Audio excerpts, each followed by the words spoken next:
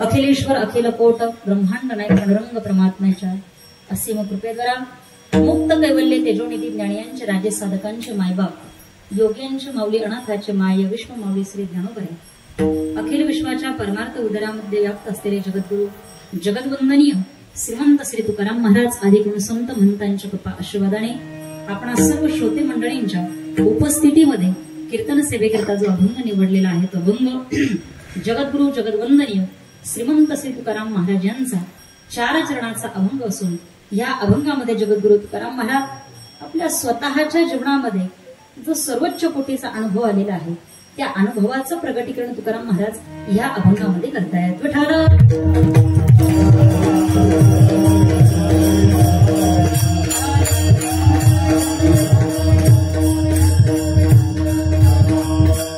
सेवेला सुरुवात करण्याबद्दल थोडासा परिहार देणे उचित आहे तो म्हणजे असा की आपल्या ह्या श्री क्षेत्र अजमेर सौंदाणे या गावामध्ये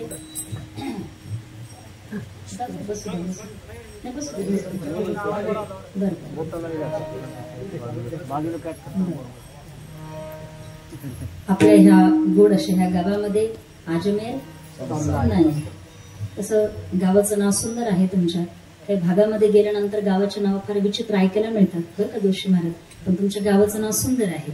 इकडे मी बीड जिल्ह्यामध्ये एकदा कीर्तनाला गेली, ज्या गावात मला कीर्तनाला जाण्याचा योग आला फार विचित्र गावाचं नाव होतं. सांगूच का आता तुम्ही म्हणसाल तेवढ्यासाठी तर तुला बोलवलं. गावाचं नाव फार विचित्र होतं. गावाचं नाव होतं वैतागवाडी. मी म्हटलं गावाचं नाव जरी किमान वैतागवाडी असलं तरी किमान गावातले लोक तरी चांगले असते, महाराज ते सुद्धा वैतागले. आपण एवढा लांबून प्रवास करून जावं, आपण प्रवासात वैतागतो शिवाय तेही परंतु असं आपलं हे आता असणार अत्यंत गोड हे गाव अजमेर सौंदाणे ह्या गावामध्ये येण्याचा माझा हा पहिलाच प्रसंग आहे. ज्यांच्यामुळे येण्याचा योग प्राप्त झाला असे सर्व तुम्ही सर्व समस्त ग्रामस्थ मंडळी आपल्या सर्वांच्या विद्यमानाने या ठिकाणी येण्याचा योग प्राप्त झाला. निमित्त मात्र ज्यांचा एक फोन माझ्यापर्यंत आला अशा आपल्या गावातील असणारे रहिवाशी आपल्या सर्वांचं प्रेरणास्थान या कार्यक्रमाचे मार्गदर्शक श्री आदरणीय हरिभक्तीपरायण जोशी महाराजांच्या एक फोनच्या माध्यमातून या ठिकाणी येण्याचा योग प्राप्त झाला. सर्वांच्या चरणारविंदी नतमस्तक होती आहे. गायक वादक मंडळी यांच्याविषयी बोलावं तरी काय, शब्द सुद्धा माझ्याकडे कमी आहे. महाराज ज्या वेळेला मी आळंदीला शिकायला होती ना, महाराज आणि आम्ही सोबतच होतो. महाराज आमचे गुरुबंधूच आहे. आळंदीला आम्ही एकाच ठिकाणी शिकण्यासाठी होतो, पण ज्यावेळेला आळंदीमध्ये शिकण्यासाठी होतो त्यावेळेला आम्ही पाठाला जायचो. पाठ ही परंपरा होती त्यावेळेला. आमच्या जवळ शंकर महाराज पांचाळ यांच्याकडे ज्ञानेश्वरी वगैरे असायची. पाठाला जायचो ना, तर त्यावेळेला पाठामध्ये एक ओढ आम्हाला इतकं चिंतन महाराज अनुभवामधलं शिकवलं.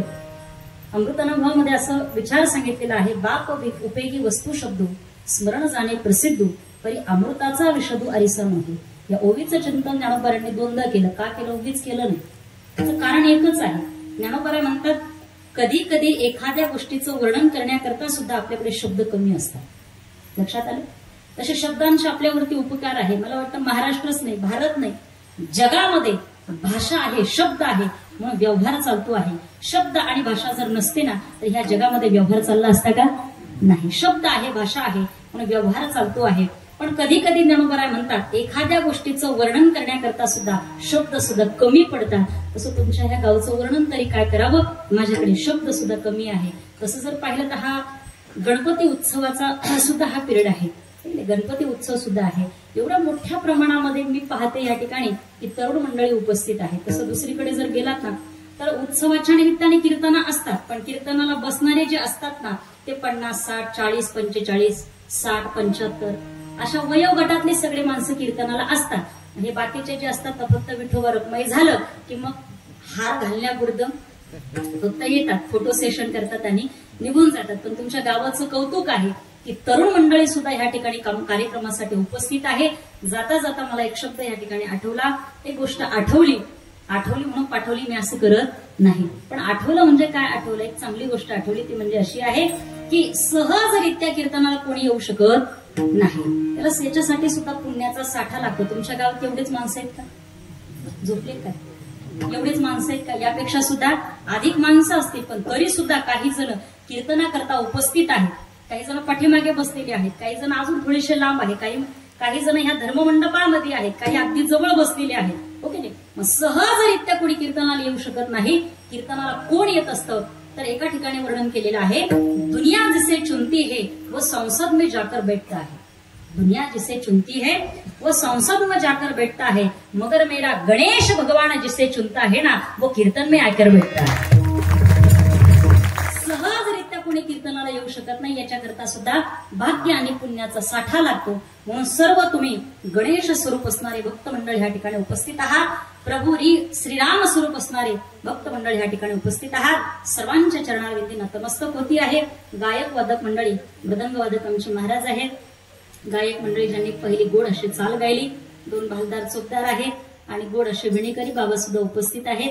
बाबा एवढ्या वयामध्ये सुद्धा इथे विणा घेतात, नाचत नाचत पाठीमागून आले. पण इथं जेव्हा उभे राहिलेत ना लौकिक महाराज, मी सुद्धा घाबरले जरा. मला असं वाटलं की ह्या वयामध्ये नाचतात म्हणजे तोल वगैरे जाईल का, जरा मी शांतच होती. बाबा येतात की काय इकडे काय नाही. पण महाराज तुम्ही एवढं चांगलं तोल सांभाळला याचं कारण भगवंताची आपल्यावरती कृपा आहे. तुमचं वय साधारणतः मला वाटतं 70च्या आसपास असेल ना? 75 का? 35?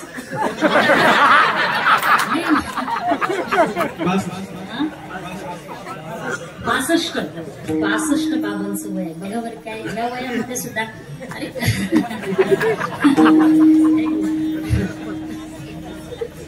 मला वाटलं बाबा सांगता काही असं कुठे झाले की काय, म्हणजे 5 इकडे झाला असेल असं 3 इकडे एखाद्या वेळेला होत नाही ना. हा मग काय अडचण नाही, भगवंताची कृपा आहे. 65च्या दरम्यान बाबा आहेत. अजून 35 बाकी आहे तुम्हाला सेंचुरी मारायला. तसा तुमच्यावरून कोरोना निघूनच गेला आहे, त्याच्यामुळे काही अडचण नाही. असो, यातून सगळेजण आपण जगला आणि ही गणेश उत्सवाची जी गोड हे जे वैभव आहे आपण पाहू शकलात, हेच आपलं भाग्य आहे. तुम्हाला सर्वांच्या चरणारविंदी नतमस्तक होती आहे. माझा आवाज ज्यांच्यामुळे आपल्यापर्यंत पोहोचला असे सिस्टीमवाले दादा, म्हणजे ऑपरेटिंग महत्वाची आहे. म्हणजे बाकीचे जे आहेत ना इलेक्ट्रॉनिक वस्तू भरपूर आहेत, ओके नाही, त्याची ऑपरेटिंग जमली पाहिजे. कुठे आवाज कमी केला पाहिजे, कुठे वाढवला पाहिजे, हे पण जमलं पाहिजे. काही इकडे भरपूर आहे पण त्यांना समजतच नाही. जिथे वाढवायचं तिथे वाढवत नाही, तिथे कमी करून ठेवतात. हेही समजत नाही. पण गोड असे ऑपरेटिंग करणारे तसे दुर्लभ आहे. पण तुम्ही गोड ऑपरेटिंग करता, दादा करता, एकदा सगळ्यांनी जोरदार टाळ्या. सर्वांच्या चरणारविंदी नतमस्तक होती आहे. आणि आज मी चिंतनाकरता जो अभंग निवडलेला आहे त्या अभंगाच्या चिंतनाकडे मी वळते आहे. विठ्ठल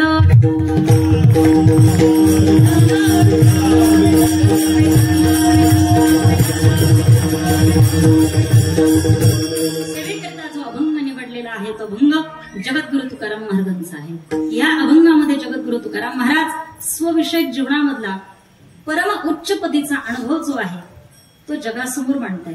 तुकोबारायांची गाथा जर आपण पाहिली तर स्वविषयक अनुभव आहे. जगद्गुरु तुकोबारा देवाच्या समोर गेले, देवाचं स्वरूप पाहिलं, सुंदर दे ध्यान लिहिला, पहिला अभंग तयार झाला. वगैरे हे सर्व अनुभव आहे. देवाला पाहिलं मगच तुकोबारा म्हटलंय सुंदर ते ध्यान, उगीच नाही. अजून किती अभंग आहे. राजस सकुमार मदनाचा रवी शशी कळा लोपलिया, परमात्मा सुंदर आहे. ज्ञानोबाऱ्यांनी देवाला पाहिलं, ज्ञानोबाऱ्या म्हणू लागले रूप पाहता सुख झाले व हे पाहिल्यानंतर म्हणजे स्वविषयक आलेला अनुभव आहे. तसं याही अभंगामध्ये जगद्गुरु तुकाराम महाराज स्वविषयक अनुभव जगासमोर मांडतात. गाथा जर आपण उघडून पाहिली तुकोबारायांचे सगळे अभंग स्वविषयक अनुभव आहे. काय अनुभव आहे तुम्ही बघा. जाळवणी संसार बैसलो अंग, एवढे तुकोबारायांचे अभंग आहे, स्वविषयक अनुभव आहे. तसा हाही अभंग जो आहे ना तो स्वविषयक अनुभव आहे. काय तुकोबारायांच्या जीवनातला अनुभव आहे ऐका. प्रत्येकाच्या जीवनामध्ये दोन प्रकारचे अनुभव असतात. एक आहे संसारातला अनुभव आणि दुसरा आहे परमार्थातला अनुभव. जगद्गुरु तुकोबारा म्हणतात संसारातला अनुभव सांगायचाच नाही आणि परमार्थातला अनुभव सांगितल्याशिवाय राहायचा. कारण काय आहे संसारातले किती अनुभव सांगा काही उपयोगाचे नाही. संसारातला अनुभव आमच्या ज्ञानोबारांनी सांगावा, संसारातला अनुभव आमच्या तुकोबारांनी सांगा. अहो काय संसारातले अनुभव आहेत. संसार दुःख मूळ चोहीकडे इंगळ विश्रांती नाही कोठे रात्रंदिवस तळमळ. हरिभक्तीपरायण गुरुवर्य संदीपन महाराज शिंदे यांच्या मुखातून एक गोड शब्द मी ऐकला. ते म्हणतात शब्द बघा किती गोड आहे. विश्रांती नाही कोठे रात्रंदिवस. बोलत चला शब्द काय आहे विश्रांती. या शब्दाला महाराज अंडरलाईन करा. काय शब्द आहे. निळ्या पेनने अंडरलाईन करू नका, लाल अलर्ट. काय शब्द आहे विश्रांती. संत महात्मे म्हणतात संसारामध्ये विश्रांती नावाचा शब्द तुम्हाला शोधूनही सापडणार नाही. माणसं म्हणतात कीर्तनाला चला ना, ते म्हणतात काय कीर्तन ऐकायचं थोडस होऊ द्या, पोरं लहानाची मोठी झाली नंतर कीर्तन ऐकू. म्हणजे विश्रांतीच नाही. नातू येतात पंतू येतात उचलतात 14 जण पण तरी सुद्धा विश्रांती नाही. संत महात्मे म्हणतात या जगामध्ये विश्रांती नावाचा शब्द शोधून सुद्धा तुम्हाला सापडणार नाही. मग संसारातला अनुभव जर ऐकायचा नसेल तर मग अनुभव कोणता असावा. जगद्गुरु तुकोबारा म्हणतात अनुभव असावा तो परमार्थातला. काय तुकोबारांच्या जीवनामध्ये अनुभव परमार्थातला आलेला आहे. जगद्गुरु तुकोबारांनी एका अभंगामध्ये त्याचं वर्णन केलेलं आहे. तुकोबारा म्हणतात माझ्या परमार्थातला अनुभव तुम्हाला सांगायचा का. तुकोबारा सांगतात भाग्या माझा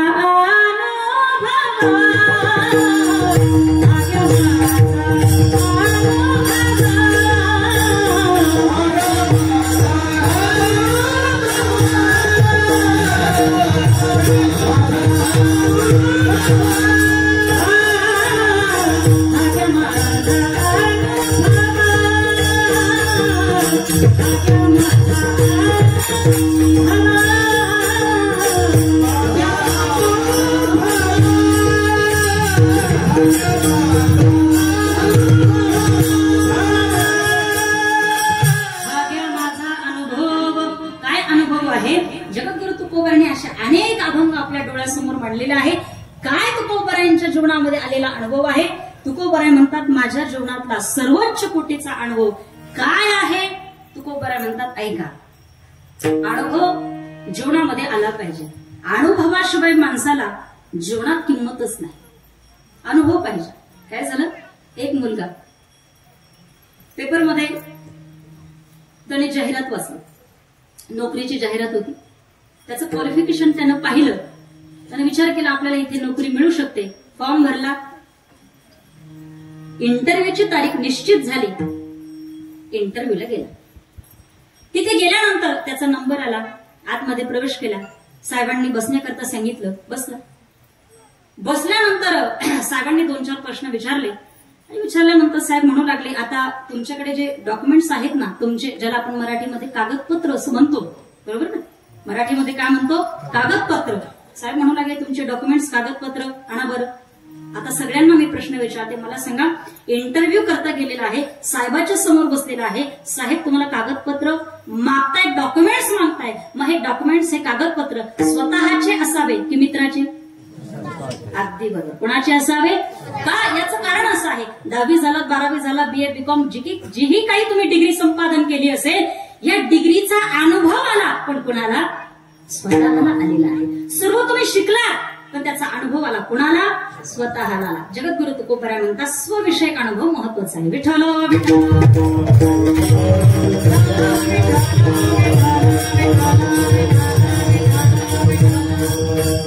जोशी महाराज, 3 महिने झाले एका मुलाचं लग्न झालं. ऐकताय ना? किती महिने झाले? 3 महिने झाले. एका मुलाचं लग्न झालं. पडलेला सुकलेला चेहरा घेऊन एक दिवस ऑफिसला गेला. मित्राने त्याला विचारलं, का रे बाबा तुझा चेहरा पडलाय, सुकलाय, नाराज दिसतोय, काय कारण आहे? यांनी सांगितलं, कारण काहीच नाही, 3 महिने झाले, लग्न झालं, पण मला पत्नी काय बरोबर मिळाली नाही. म्हणे काय झालं? अरे म्हणे फार बडबड करते. आईला बायकांचा स्वभाव असतो बडबड करणे. ते कीर्तनात आले तरी शांत बसत अजिबात नाही. कुठे जाऊ द्या त्यांना, शांत बसतात का? तुम्ही कुशल नाही म्हणताय म्हणजे तुम्हाला स्वतःची एवढी गॅरंटी आहे की आपण काही शांत बसत? बायका शांतच बसत नाही. म्हणजे फार बडबड करते. म्हणे बडबड करते, अरे यात नवल नाही, शिव्या पण देते.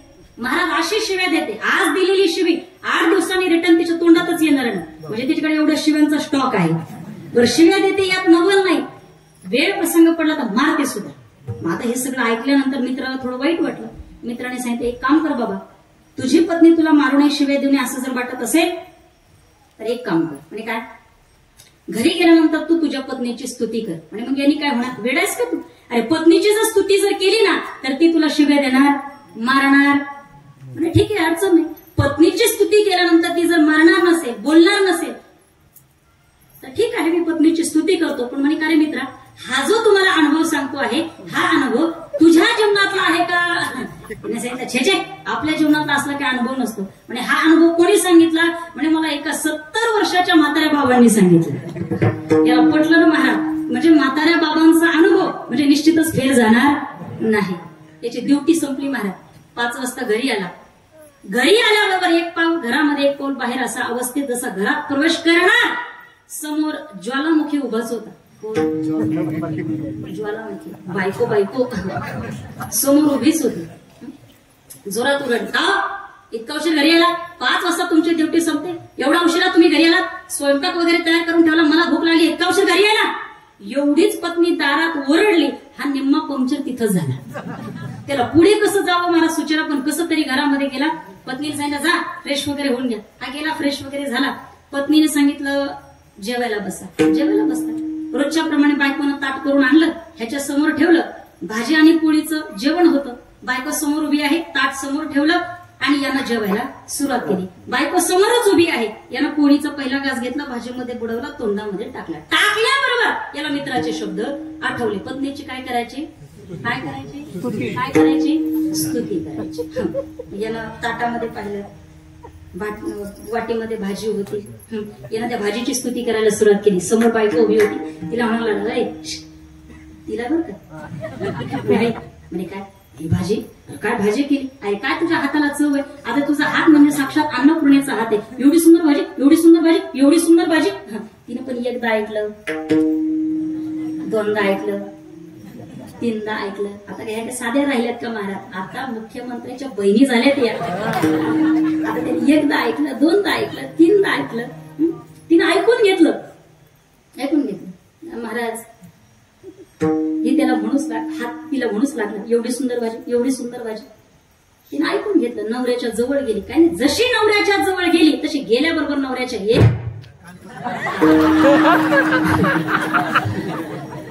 चांगली बसली महाराज. तसं एवढी बसण्याकरता सुद्धा महाराजाला अनुभव सिद्ध माणूस लागतो. म्हणजे आपण झालंच नाही का? मग त्यांनी म्हटलं, आता बोलून तर गेले, खडा तर मला फेर जात. ताड दिवशी आताच झालं का? हा मग काय अडचण नाही. ताड दिवशी महाराज तिनं नवऱ्याच्या गालामध्ये मारली. आता स्त्रीनं नवऱ्याला कधी मारायचं नाही का? कारण शास्त्र असं सांगतं पती हा परमेश्वर आहे. पती हा कोण आहे? परमेश्वर आहे. पण हल्लीच्या महाराज बायका आता परमेश्वराला सुद्धा हाताखालून काढायला लागल्या. त्या दिवशी महाराज नवऱ्याच्या गालामध्ये मारलं. यानं गालाला हात लावून बायकोला म्हणलं का मारलं तुम्हाला? कशासाठी मारलं? फक्त तुझ्या भाजीची तर स्तुती केली, बाकी काय केलं? कशाला मारलं? तिने सांगितलं मारू नको तो काय करू? अरे मग झालं काय? ती म्हणू लागली का हो दररोज तुम्ही माझ्या आजची भाजी खाता तर एवढं कधी वर्णन करत नाही, आज शेजारण्याची भाजी ते एवढं वर्णन. दृष्टांत संपला, सिद्धांत सांगते ऐका. त्याच्या जीवनात अनुभव होता, ज्या मित्राने सांगितलेलं होतं त्या मित्राच्या जीवनात अनुभव होता. तुकोबरा म्हणतात हे सर्व वजा करा, महत्वाचा आहे तो अनुभव. अनुभव जगाचा नसावा, स्वयंसिद्ध असावा. तसं तुकोबरांकडे काही साधक मंडळी गेले आणि महाराजांना म्हणू लागले, महाराज जगाचं सांगू नका, लोकांचं सांगू नका, संसारातल्या गोष्टीचं तर अजिबात सांगू नका, पण स्वविषयक अनुभव सांगा. तुकोबरांनी सांगितलं, अरे भल्या माणसा ये जवळ, माझ्या जीवनातला अनुभव सांगतो. आणि हा जर सांगितला मोक्ष तत्वाची तुला प्राप्ती होणार आहे. महाराज मग उशीरच लावू नका, अजिबात नका, 10:30 कडे काटा चालले, पटकन सांगा काय अनुभव आहे आणि कशाने आम्हाला मोक्ष तत्वाची प्राप्ती मिळेल. तुकोबर आहे तो स्वविषयक अनुभव सगळ्यांना सांगतात. अभंगाचं पहिलं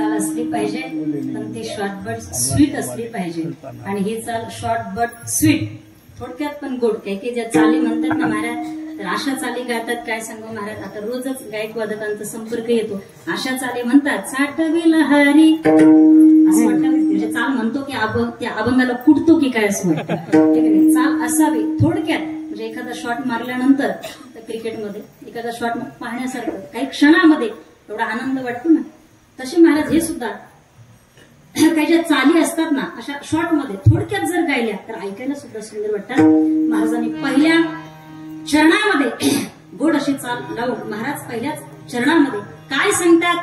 तुकोबऱ्या म्हणतात, साठविला हरी जिही हृदय मंदिरे. तुकोबऱ्या म्हणतात, देवाला मी हृदयामध्ये साठवलं. आता पहिला प्रश्न असा निर्माण होतो, देव हृदयामध्ये साठवल्या जातो का? आणि देव हृदयामध्ये जर साठवला जाऊ शकतो तर अगोदर हृदयामध्ये देव नसला पाहिजे, मग साठवण्याची क्रिया योग्य आहे. मग पहिली गोष्ट, देव हृदयामध्ये नाही का? याचं उत्तर असं आहे, देव हृदयामध्ये आहे हृदयामध्ये. आज आपण चालतो, बोलतो, उठतो, धावतो, खेळतो, झोपतो, सर्व कुणामुळे? तुझी या सत्तेने चाले हे शरीर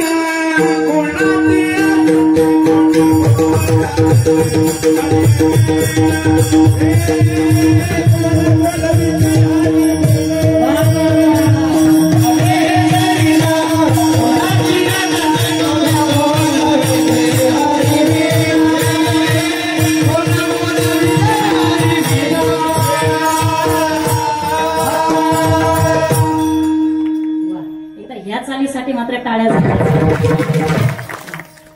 चाले हे शरीर कोणाची सत्ते, कोण बोलविते हरिवीन, देखवी ऐकवी एक नारायण, तयाचे भजन. चला, भरपूर प्रमाणात देता येतील. देव हृदयामध्ये आहे.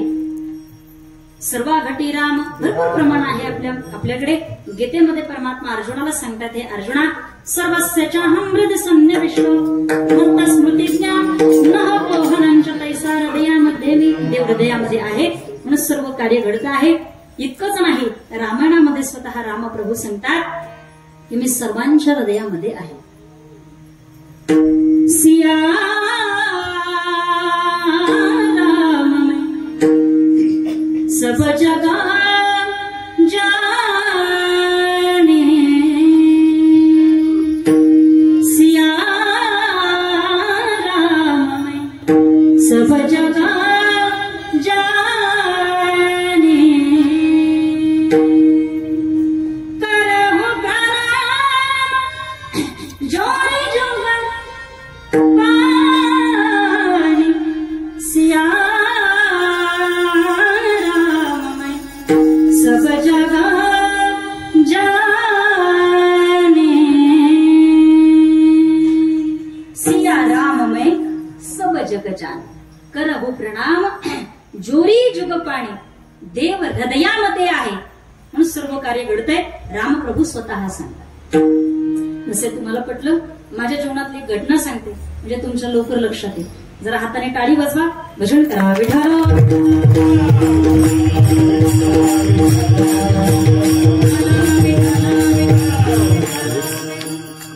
महाराज, मी मराठवाड्यामध्ये कीर्तनाला गेले.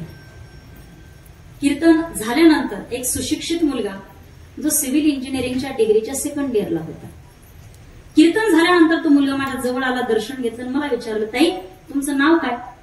म्हटलं माझं नाव मुक्ताताई सोनोनी आहे. म्हणजे कुठे राहता? म्हटलं नाशिकला राहते. म्हणजे ताई तुम्ही कीर्तन फार गोड केलं, पण तुम्हाला एक प्रश्न विचारायचा आहे, विचारू का? म्हटलं विचारा. म्हणजे उत्तर द्या. म्हणजे सांगता येत नाही, पण तुझ्या प्रश्नाचं उत्तर आलं तर सांगेल, आणि नाहीच जर आलं तर तुला चुकीचं काही सांगणार नाही. त्यावेळेला त्या मुलाने मला एक प्रश्न विचारला. प्रश्न अत्यंत महत्वाचा आहे, विषयाला अनुषंगून आहे म्हणून सांगते आहे. त्या मुलाने मला प्रश्न विचारला, म्हणे का हो मुक्ताताई? म्हटलं काय? मला सांगा, तुम्ही 2 तास कीर्तन करता? म्हटलं हो. म्हणजे मला सांगा, तुम्ही 2 तास कीर्तन करत असताना तुमच्या अंगामध्ये देव येतो का? काय प्रश्न विचारला? तुमच्या अंगामध्ये देव येतो का? अंगात देव नाही पद्धत आहे का तुमच्याकडे? आता हे पुढे येणार आहे ना नवरात्र, विचारूच नका महाराज. त्या देवीला सुद्धा महाराज एक चॉईस तयार करावी लागते. कुणाच्या मी जाऊ अंगात, कुणाच्या मी जाऊ अंगात. नवरात्रामध्ये फार अवघड प्रकरण असतात महाराज. अंगामध्ये देव येणं वगैरे. मी एकदा असंच कीर्तनामध्ये देवीचा अभंग म्हटलं. एका बाईच्या अंगामध्ये देवी आली, तिने केस वगैरे मोकळे सोडले आणि तिने घुमायला सुरुवात केली. आता महाराज ते मला येत नाही, आता तुम्हाला मी तेही करून दाखवलं असतं. केस वगैरे मोकळे सोडले, घुमायला सुरुवात केलं आणि कीर्तनात तिने जोरात आवाज दिला, भक्ता हे भक्ता. तिचा नवरा समोर कीर्तनात बसलेलाच होता. त्याने ओळखून घेतलं, हे गिऱ्हाईक आपलंच दिसतंय. हेही उठलं, महाराज तिच्या जवळ गेला, तिला म्हणाला, बोल आई तुला काय पाहिजे? सांगण्याचं तात्पर्य एवढंच आहे, अंगामध्ये देव येणं हा त्याच्या श्रद्धेचा भाग आहे.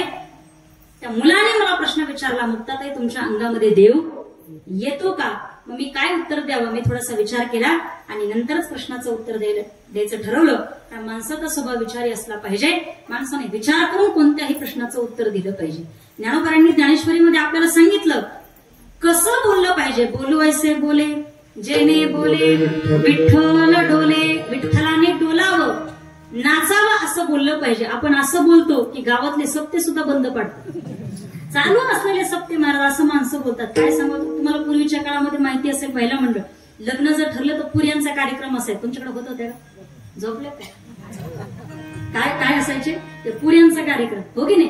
पुऱ्या. आता पुऱ्या करायच्या म्हटल्यानंतर घरचं ते पोळपाट लाटणे घ्यायचं, ज्याच्याकडे लग्न असेल त्याच्याकडे पुऱ्या लाटायला जायचं. ती बाई निघाली, तिने ते पोळपाट लाटणं घेतलं, रस्त्याने निघाली. जात असताना दुसरी तिला भेटली. का कुठं चालली? बाई तुला माहिती नाही, पाटलाच्या घरी लग्न आहे, त्यांच्या पोराचं लग्न आहे, त्यांच्याकडे पुऱ्याचा कार्यक्रम आहे, त्यांच्या घरी पुऱ्या लाटायला चालले. असं सांगितल्यानंतर समोरचीनं गप्प बसवत नाही, ती गप्प नाही बसली. हिला सांगू लागली म्हणे, का ग मी तर असं ऐकलं म्हणे की पत्रिकेत तुझ्या नवऱ्याचं नाव नाही. निघाले महाराज घरी. त्याला काय लागत तुम्हाला? थोडक्यात बोलावं, एक नाही बोलावं. काय बोलावं? जे आपले विचार आहेत ते थोडक्यामध्ये मांडले पाहिजे. कधी कधी एखाद्या क्लास 1 ऑफिसरच्या त्या ऑफिसच्या बाहेरच पाटी लावलेली असते. काय? आपले म्हणणे थोडक्यात. कोणतीही गोष्ट असू द्या थोडक्यामध्ये बोललं पाहिजे आणि विचार करून बोललं पाहिजे. तसं मी थोडा विचार केला आणि नंतरच त्या मुलाच्या प्रश्नाला उत्तर द्यायचं ठरवलं. त्या मुलाने मला विचारलेलं होतं ना, मुक्ताताई तुमच्या अंगामध्ये देव येतो का? मी त्या मुलाला जवळ घेतलं आणि म्हटलं, दादा तू म्हणतो आहे ना की मुक्ताताई तुमच्या अंगामध्ये देव येतो का? आता माझं उत्तर आहे, अंगामध्ये देव येतो का असं म्हणण्यापेक्षा अंगातला देव जातच नाही तेव्हा येण्याचा प्रश्न उद्भवत. अंगातला देव जातो असं म्हणावं, 2 तास कीर्तन करू शकणार नाही. आणि नाहीच म्हणावं तर त्याच्या सत्तेशिवाय जगत सुद्धा चालू शकत.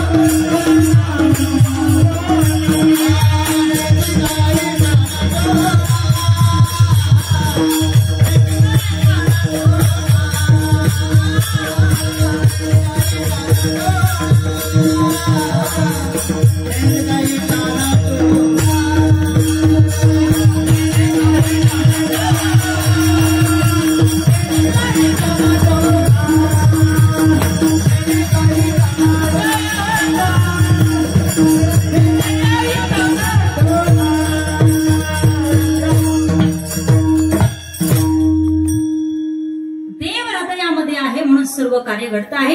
इंग्लिशमध्ये अशी म्हण आहे, God is live in the heart of living. Heart म्हणजे हृदय. देव हृदयामध्ये आहे म्हणून सर्व कार्य घडत आहे.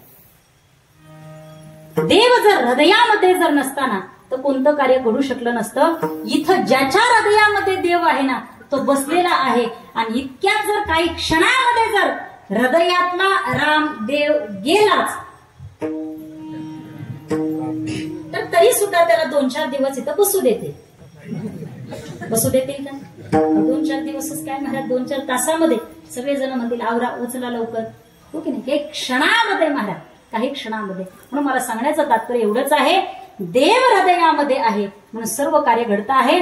मग आता हृदयामध्ये असणारा देव पुन्हा तुकोबराय म्हणतात त्याला मी हृदयात साठवलं, काही गरज आहे का? ते ऑलरेडी पहिल्यांदाच हृदयामध्ये आहे, होता, राहणार. पण तरी सुद्धा तुकोबराय म्हणतात त्याला मी हृदयामध्ये साठवलं. हे कसं?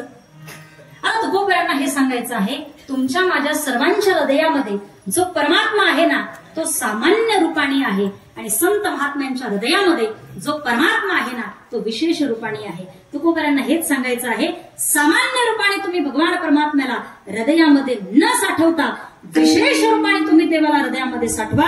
म्हणून तुकोबराय म्हणतात साठविला हरी. कोणी कोणी साठवला? अनेक आपल्याकडे उदाहरण आहे. अनेकांनी हृदयामध्ये साठवला. ऐका, किती जणांनी साठवलेला आहे यादी आहे माझ्याकडे, पण ती जर सांगितली तर सकाळी आपल्याला काकडा केल्याशिवाय पर्याय नाही. म्हणून एवढी यादी न सांगता एक दोन फक्त आपल्यासमोर उदाहरणं सांगते. कोणी कोणी देवाला हृदयामध्ये साठवलं ऐका. सावता महाराज धन्य त्याची माता, धन्य त्याचा पिता, साठविला दाता त्रैलोक्याचा. हनुमान चालीसेमध्ये वर्णन आलेलं आहे. हनुमंतरायांनी सुद्धा हृदयामध्ये परमात्म्याला साठवलेलं आहे.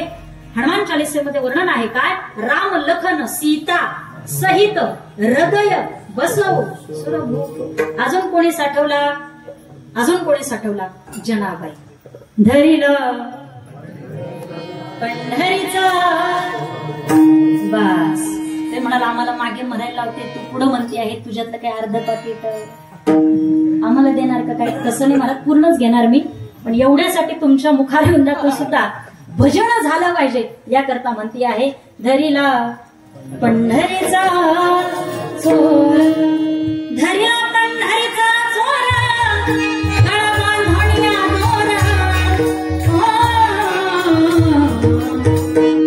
धरिला पंढरीचा चोर. जनाबाईंनी हृदयामध्ये साठवलेला आहे. अनेक जणांनी हृदयामध्ये परमात्म्याला साठवलेला आहे. पण ऐका श्रोते हो, ते म्हणाल होतं ते काय सांगतायत, पटत नाही आम्हाला. हृदय जर पाहिलं तर अगदी छोटस, आणि परमात्मा जर पाहिलं तर किती व्यापक आहे. जाऊ द्या, एवढं न सांगता तुम्हाला जर एवढे विचारसागर, शतकोटी वगैरे या जर सगळ्या गोष्टी सांगायला लागले तर तुमच्या सगळे महाराज ते एवढं न सांगता मी तुम्हाला एकच गोष्ट सांगते ऐका.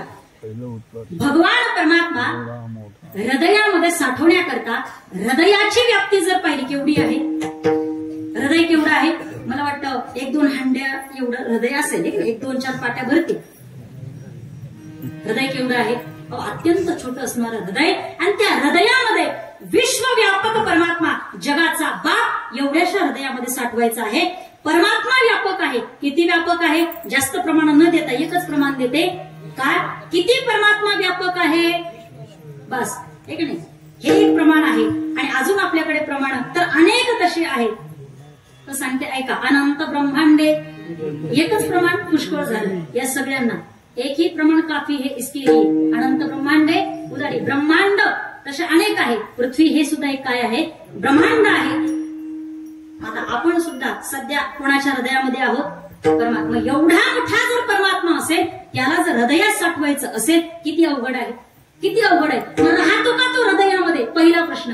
एक छोटासा एक भागवतामधलं तुम्हाला चिंतन सांगते, म्हणजे तुमच्या लवकर लक्षात येईल. जरा हाताने टाळी वाजवा, जोरात भजन करा.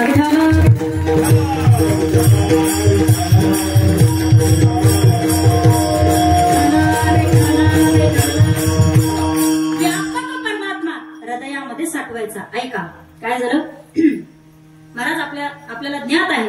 आपणच आता काल्याचं कीर्तन करणार आहात म्हणून मी जास्त काही सांगत बसत नाही, पण एक छोटासा त्यातला मुद्दा सांगते. परमात्मा व्यापक आहे. मग व्यापक असणारा परमात्मा हृदयामध्ये राहतो का, आणि त्याला राहता येतं का हे सांगते. ऐका काय झालं, बळीराम दादाच्या मुलीचं लग्न ठरलं. ऐकताय ना, काय सांगितलं, बळीराम दादाच्या मुलीचं लग्न, काय सांगितलं ऐकताय ना, बळीराम दादाच्या मुलीचं लग्न ठरलं.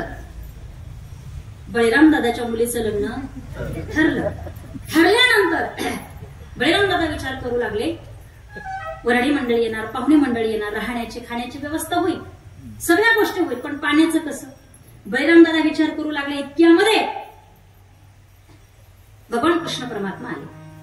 आल्यानंतर कृष्ण परमात्माने विचारलं, बळीराम दादा अगदी तुम्ही काही टेन्शन मध्ये दिसतात. नाही दादा, नाही देवा, टेन्शन मध्ये नाहीये, पण वराडी मंडळी येतील, खाण्याची व्यवस्था आहे, राहण्याची व्यवस्था आहे, जेवणाचे सगळं होईल, पण पाण्याचं कसं, पाण्याची अडचण आहे, पाण्याची व्यवस्था. कृष्णाने सांगितलं तुम्ही दादा टेन्शन घेऊ नका, पाण्याची मी व्यवस्था मी करतो. बळीराम दादा निघून गेले. पाण्याचा विचार करत असताना कृष्ण परमात्मा विचार करू लागले, कसं पाणी, कुठून आणावं, काय काय विचार करत असताना पटकन देवाला लक्षात आलं, अरे माझा 1 नंबरचा सासरा कधी कामाला येणार. आणि भगवान कृष्ण परमात्माचा 1 नंबरचा सासरा, त्याचं नाव आहे समुद्र. त्याचं नाव काय आहे, समुद्र. कारण लक्ष्मीची उत्पत्ती कुठून झाली, समुद्रातून झाली. मग लक्ष्मीची उत्पत्ती जर समुद्रातून आहे, तर समुद्र हा लक्ष्मीचा बाप झाला, आणि लक्ष्मी ही देवाची कोण झाली, पत्नी झाली. मग लक्ष्मी जर देवाची पत्नी आहे, तर समुद्र हा देवाचा कोण झाला. वा, काय हुशार आहे महाराज तुम्ही, असं कळतो महाराज, या गोष्टी पटकन कळत आहे. सासू सासरे मेवणी, त्यात मेवणीचं सांगितलं लयच आनंद होतो महाराज, लयच आनंद. ह्या गोष्टी पटकन आपल्याला कळतात, हो की नाही. मग त्या अनुषंगाने समुद्र हा कृष्ण परमात्म्याचा कोण झाला, बोलत चला, कोण झाला, सासरा झाला. मग कृष्ण परमात्मा विचार करू लागला, सासरा तरी कधी कामाला येणार. पटकन कृष्ण परमात्माने पत्रिका घेतली, नाव टाकलं, गरुडाकडे दिली. गरुडा जा, एवढी पत्रिका माझ्या सासऱ्याला देऊन. गरुड वायू वेगानं निघाला, समुद्राच्या जवळ आला, नमस्कार केला आणि गरुडाला सांगितलं, महाराज ही पत्रिका आहे, बळीराम दादाच्या मुलीचं लग्न आहे, तुम्हाला आदल्याच दिवशी बोलवलं. समुद्राने ती पत्रिका घेतली, उघडली, वाचली, पाहिली, मनात विचार केला, अरे मी कसा का असेना, खरा का असेना, पण कोणाचा सासरा आहे, अखिल कोटी ब्रह्मांड नागा जगाच्या बापाचा मी सासरा आहे. सामान्य नोकराकडे मला पत्रिका पाठवावी, जरा राग आला ना, काही का असेना, हात म्हणजे थोडा इगो आडवा येतो ना, कोणाचा सासरा आहे, कोणाचा, जगाच्या बापाचा मी सासरा आहे. आणि एका सामान्य नोकराकडे मला पत्रिका पाठवावी, राग आला. गरुडाला सांगितलं, माझ्या जावयाला याला काय झालं. गरुडाने सांगितलं, महाराज चिंता, थोडस क्षमा करा, पण तुमच्या जावयाला कामाच्या व्यापामुळे जमलं नाही म्हणून माझ्याकडे पत्रिका दिली. आता राग मानू नका, लग्नाच्या आदल्याच दिवशी लवकर या बरं का. गरुडाने सांगितलं. गरुड निघून गेला. लग्नाचा आदला दिवस आला. समुद्र जो आहे ना, गावाच्या बाहेर येऊन थांबला. थांबल्याबरोबर कृष्णाने ओळखलं, सासरा आलेला आहे, पण जरा रागातच आलेला आहे. आता काय केलं पाहिजे, आपण सामोरं गेलं पाहिजे. कृष्ण परमात्मा निघाले कशासाठी, सासऱ्याला सामोरे गेले भेटण्यासाठी. कृष्ण परमात्मा निघाले, समुद्राच्या जवळ येऊन उभे राहिले, नमस्कार केला. महाराज सासरे बा, बरं झालं तुम्ही आला, एकदम वेळेवर आला, आदल्या दिवशीच आला, या तुमचं स्वागत आहे, वेलकम, या. समुद्र म्हणू लागला, जावई बाबू तुम्हाला यार काय झालं होतं पत्रिका द्यायला, का तुम्ही आला. सासरे बा राग मानू नका, कामाच्या व्यापामुळे मला जमलं नाही, पण तुम्ही आता एक काम करा, आलाच आहात ना, एक काम करा, तुम्ही आता राहूनच घ्या, राहून घ्या. असं म्हटल्यानंतर समुद्राने विचार केला, हा आता हीच वेळ आहे जावयाची जिरवायची. मला राहायला सांगतायत ना, मग राहण्याकरता मला जागा म्हणजे काय 10 बाय 10ची खोली चालेल का, मला राहण्याकरता जागा, समुद्र आहे, राहण्याकरता जागा पाहिजे. समुद्र म्हणू लागला, आता मी जावयाची जिरवतो. कृष्ण परमात्म्याने ओळखून घेतलं, सासरा माझे जिरवायचं पाहतो आहे, पण सासरा जर 10 नंबरी तो जावाई 20 नंबरी, तो जर 10 नंबरी असेल, मी सुद्धा हुशार आहे, चतुरा तो शिरोमणी. भगवान परमात्मा चतुर आहे ना. मग भगवान परमात्माने सांगितलं, सासरे बा राहण्याकरता तुम्हाला जागा पाहिजे आहे ना, चिंता करू नका, मी तुम्हाला राहण्याची व्यवस्था करतो. समुद्र म्हणे, राहण्याकरता व्यवस्था, मला काही एवढीशी खोली चालणार नाही, आड चालणार नाही, विहीर चालणार नाही, एखादी नदी चालणार नाही, तलाव चालणार नाही, मला राहण्याकरता जागा कोणती आहे. भगवान परमात्माने, कृष्ण परमात्माने बुद्धिमत्तेच्या चोरावरती विचार केला, समुद्राला राहण्याकरता जागा कोणती आहे. ऐका, एक हात समोर केला आणि एका हातावरचा एक रोम जो आहे ना, रोम म्हणजे केस, रोम म्हणजे केस, हातावरचा एक केस रोम उपटला, समुद्राच्या दिशेनं फेकला. आणि कृष्ण परमात्मा समुद्राला म्हणू लागले, सासरे बा तुम्हाला जर राहायचं असेल ना, इतरत्र जागा शोधू नका, या केसामध्ये, या रोमामध्ये तुम्ही विचार करा. सामान्य एका केसामध्ये, रोमामध्ये व्यापक असणारा समुद्र जर राहू शकतो, तर तो भगवान परमात्मा किती व्यापक असेल. मग एवढा व्यापक असणारा परमात्मा कुठं साठवायचा आहे, जरा याच्यावरती विचार करा. काल्याच्या दिवसापर्यंत केला तरी पुष्कळ झाला. मग व्यापक असणारा परमात्मा कुठं साठवायचा आहे, एवढं सोपं आहे का महाराज.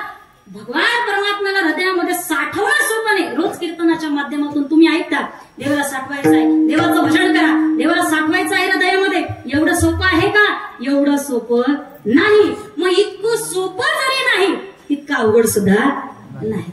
मग अवघड जर नसेल, तुकोबारांकडे अनेक साधक मंडळी, महाराज अवघड नाही का, देवाला हृदयामध्ये साठवणं अवघड नाही, मग सांगा देवाला कुठं साठवायचं, एवढं तुम्ही सांगा. साठवण्याकरता एकच जागा आहे, जी ही हृदय मंदिर, इथं साठवायचं आहे. हृदय रूपी मंदिरामध्ये त्याला काय करायचं आहे, साठवायचं आहे.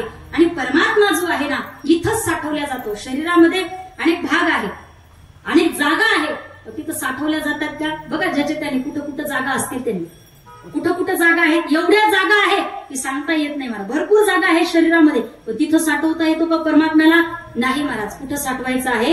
हृदयरूपी मंदिरामध्ये, इथं परमात्म्याला साठवत आहे. आणि ऐका महाराज, तसं जर पाहिलं तर देव अगदी जवळ आहे आणि इथं पण त्याला साठवता येतं, पण आपण इतरत्र भटकत फिरतो महाराज. शोधेसे मानवा राहोळी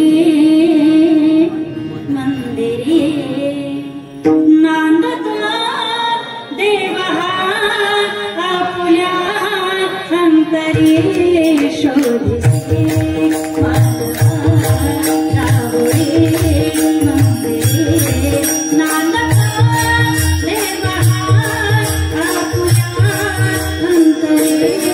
शोधेसे शोधेसे शोधेसे. परमात्म्याला महाराज साठवण्याकरता लांब जाण्याची गरज नाही. हृदयरूपी मंदिरामध्ये तो जवळच आहे. फक्त महाराज काय आहे, मध्यंतरी एखादी गोष्ट आड आली त्याला अज्ञान असं म्हणतात. त्याला शोधण्याचीच गरज नाही, तो इथेच आहे, ऑलरेडी आहेच, फक्त दिसला पाहिजे. मग त्याला जर इथे जर साठवायचं असेल तर काय पाहिजे महाराज? आमचे संत महात्मे म्हणतात, देवाला साठवण्याकरता काही गोष्टींची गरज भासते. त्याचं विवेचन आपण करूया. पण एकदा वारकरी संप्रदायाच्या नियमाप्रमाणे विठ्ठल रखुमाई भजन करू. हॅलो, संजय देवमन पवार. त्याच्यानंतर हे दिदी बाजूला. तालुक्यापुरतं नाही, आपल्या जिल्ह्यापुरतं नाही, संबंध महाराष्ट्रामध्ये या अजमेर संस्थानाचे सुंदर भजन करणारी ही गावातली मंडळी सगळ्यांना दिसली पाहिजे, एक नाही. याकरता सगळ्यांचं जे भजन आहे ना, सगळ्या अवघ्या महाराष्ट्रामध्ये दिसलं पाहिजे. दादांचं युट्यूब चॅनल आहे, काय नाव? खानदेशी भक्ती मार्ग. खानदेशी भक्ती मार्ग. बरं, खानदेशी भक्ती मार्ग. कोणाला माहिती नसेल सर्च करा. हे चॅनल जे आहे सबस्क्राईब करा, लाईक करा, शेअर करा, कमेंट करा. आणि सगळीकडे महाराष्ट्रामध्ये हे जे चॅनल आहेत ना, हे गेलं पाहिजे. यासाठी आपण सुद्धा थोडं कटिबद्ध व्हा अशी सगळ्यांना विनंती करते. वरती सरळ हात करा, सरळ सरळ सरळ. एकदा सगळ्यांना धन्यवाद. एकदा जर अर्धा तास बोलते, जर आशीष राहू द्या. चिंता करू नका. सगळ्यांनी एकदा मोठ्या प्रेमाने हाताने टाळी वाजवा, जोरात भजन करायचं. पण कसं करायचं? एक टाळी आली पाहिजे, एक आवाज, एकाच टाळीमध्ये, एकाच आवाजामध्ये इतकं सुंदर भजन वाटलं पाहिजे की बाबा महाराज सातारकर आपल्यामध्ये निघून गेले, पण त्यांचं भजन मात्र अजरामर झालं पाहिजे. याकरता सगळ्यांनी मोठ्या प्रेमाने एका टाळीमध्ये, एका आवाजामध्ये, एक टाळी म्हणजे सगळ्यांची एकच टाळी एकदाच वाजवली पाहिजे, मागे पुढे वाजवायची नाही. संबंध सर्व गावातील भक्तघरांनी व्यवस्थित एकाच आवाजामध्ये भजन करून एका लयीमध्ये भजन करायचं आहे. जोरामध्ये तयार आहे सगळेजण? जय हो. Oh,